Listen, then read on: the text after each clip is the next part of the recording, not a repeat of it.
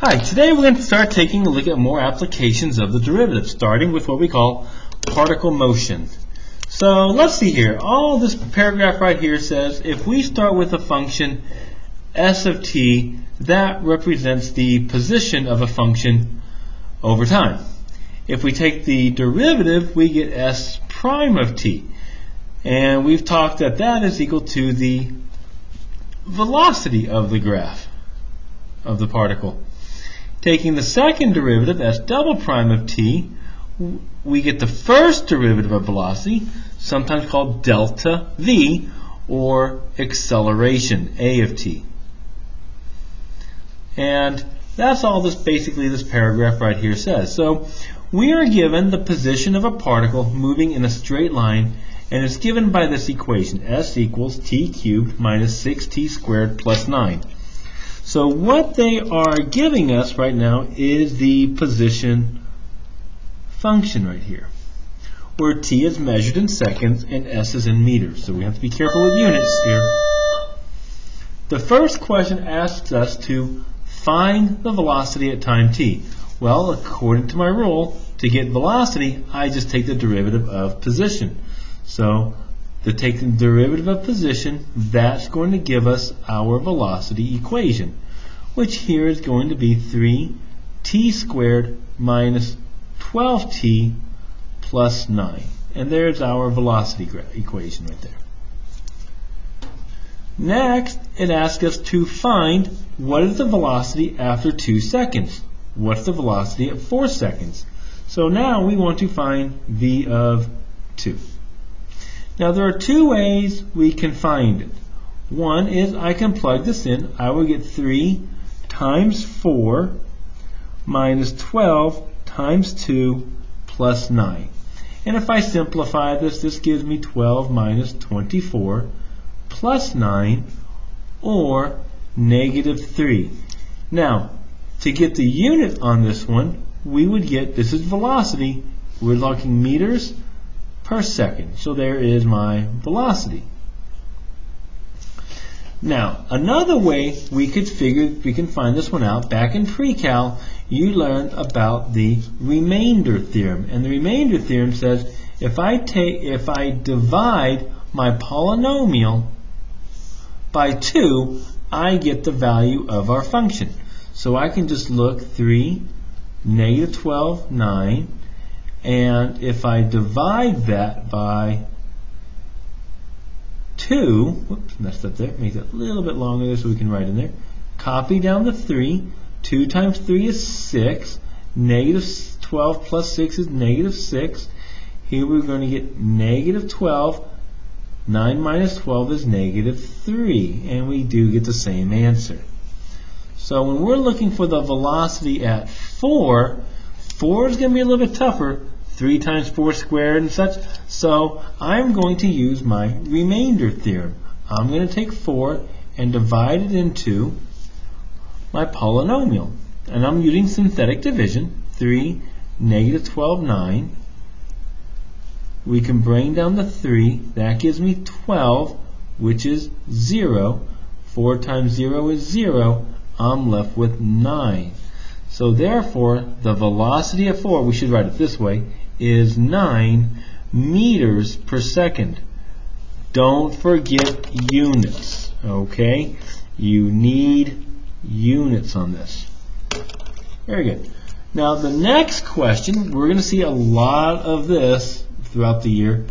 When is the particle at rest? Well, when are you rest? Well, we are at rest when the velocity is 0. Whoops, sorry, not when the velocity, we are at rest when the velocity of the function is 0. Sorry about that. So if I look at my velocity graph up here, I'm going to set that equal to 0. 3t squared minus 12t plus 9 equals 0. Now this is hard to factor right there. So I am going to divide everything by 3. T squared minus 4t plus 3 equals to 0. And I can factor this. T minus 3, t minus 1 equals 0. So we are at rest.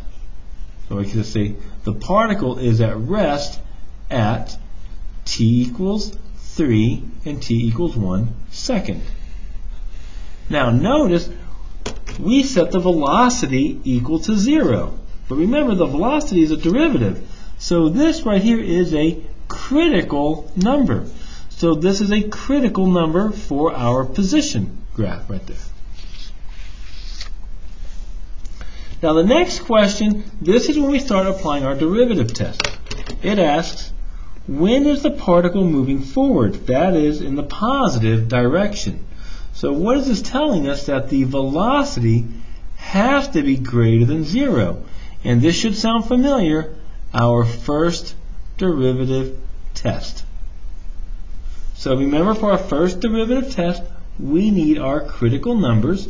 In other words, when is the velocity 0? Remember, we normally say the derivative, but remember, my derivative is the velocity this time.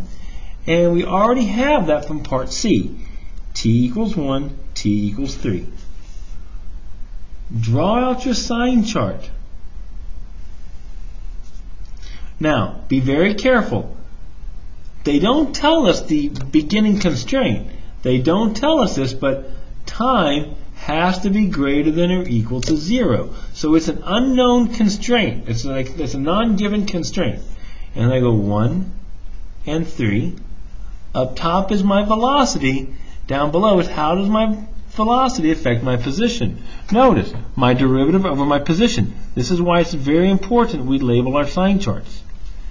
My velocity equation, remember, was this t minus 3, t minus 1. I'm using my factored form because it helps me with the signs. So if I pick a number between 0 and 1, for example, let t equal 0.5, 0.5 minus 3 is negative. 0.5 minus 1 is also negative. So two negatives do make a positive, so the function's increasing. Pick something like t equals 2. I get a negative, and that becomes positive. So it becomes negative. It's going down. After 3, something like t equals 10. Positive, positive, so this becomes positive right there. And we can answer the question. The particle is moving forward on the domain 0 to 1 or 3 to infinity. And that is because the velocity, remember, this is our first derivative test, so you have to explain, because the velocity is greater than 0. Now sometimes people will say, can we write this as s prime of t instead, as a derivative? You absolutely can for now, and that would be fine. Okay. Part E asks us to draw a diagram to represent the motion of the particle. So very easy, we have a position time graph. Starting at t equals 0, I'm going to plot my critical numbers, 1 and 3. And what this is saying, take a look here. On 0 to 1, we are moving up, we're moving forward. On 1 to 3, we're moving backwards. And then from 3 to infinity, we're moving forward again. So between 0 and 1, we're moving forward. This could be it. At 1, we turn around, moving backwards till we get to 3, and then we move forward forever and ever and ever again. Remember, we're going forward, backwards, and then forwards again forever. All right, go to part 2. We'll take a look at a few more examples.